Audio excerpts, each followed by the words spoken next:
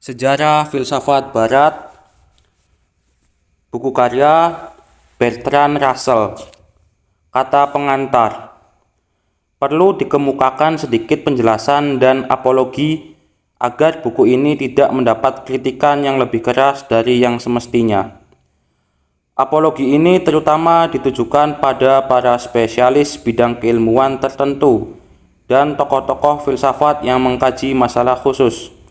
Barangkali kecuali Leibniz. Pembahasan pada setiap filosof mungkin akan lebih jelas jika dilakukan oleh penulis-penulis lain daripada saya.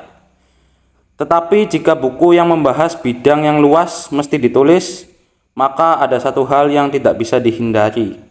Karena kita adalah manusia yang tidak mungkin hidup selamanya, yaitu mereka yang menulis buku-buku tersebut hanya bisa menyediakan waktu yang lebih sedikit atau pembahasan yang lebih singkat dibandingkan dengan pengarang lain yang mengkonsentrasikan pada satu pemikiran atau babakan sejarah yang singkat.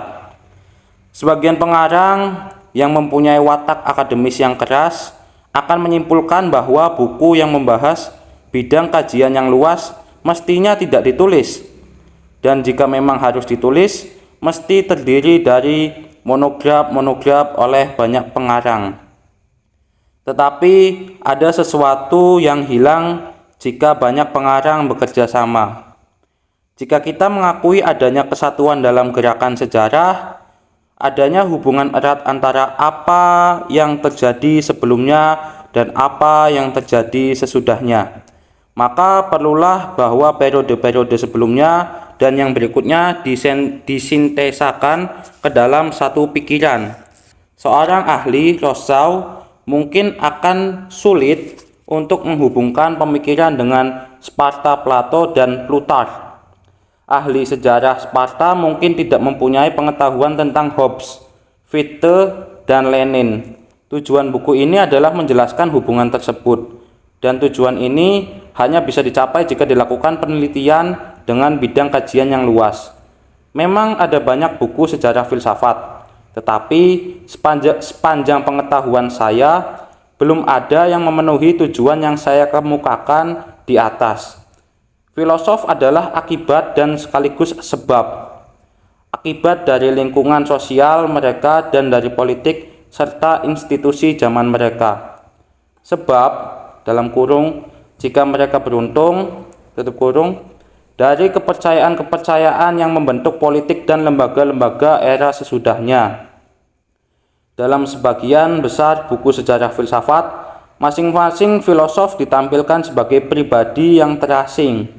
Pendapat-pendapatnya dikemukakan secara terpisah dan tidak berhubungan kecuali paling banter dengan filosof-filosof sebelumnya.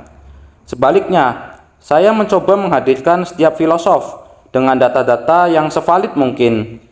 Sebagai hasil dari mileunya, seorang tokoh yang di dalam dirinya pemikiran dan perasaan terkristalisasikan dan terbentuk yang meskipun bagi kita nampak janggal dan tidak utuh, ternyata cukup berpengaruh dalam masyarakat di mana ia menjadi bagiannya.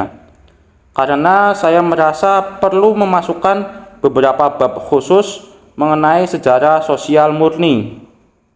Tidak ada orang yang bisa memahami pemikiran Stoa atau Epikurus tanpa pengetahuan tentang zaman Helenis, atau memahami pemikiran skolastik tanpa mengetahui pertumbuhan gereja-gereja dari abad ke-5 sampai ke-13.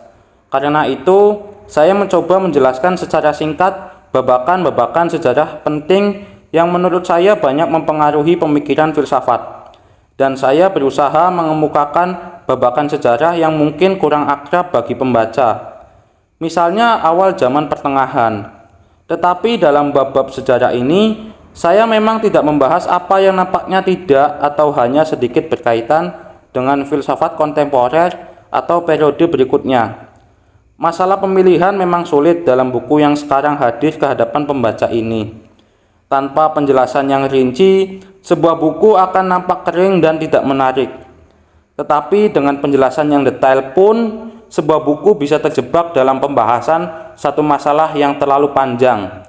Karenanya, saya mencoba mencari jalan tengahnya dengan hanya membahas filosof-filosof yang menurut saya mempunyai arti penting yang cukup besar dan kaitannya dengan mereka, menyebutkan pemikiran mereka secara rinci yang meskipun mungkin kurang penting, berguna untuk memberikan ilustrasi kehidupan tokoh tersebut.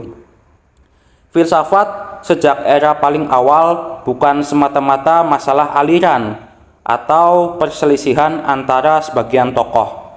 Filsafat adalah bagian integral dari kehidupan masyarakat, dan inilah yang saya pegangi. Jika memang buku ini bermanfaat, maka ia berasal dari pandangan tersebut.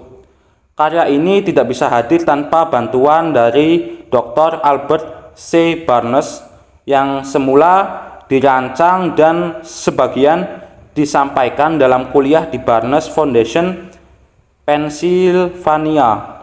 Sebagaimana sebagian besar karya sejak tahun 1932, dalam penulisan buku ini pun saya banyak dibantu oleh istri saya, Patricia Russell, baik dalam riset maupun dalam hal lainnya.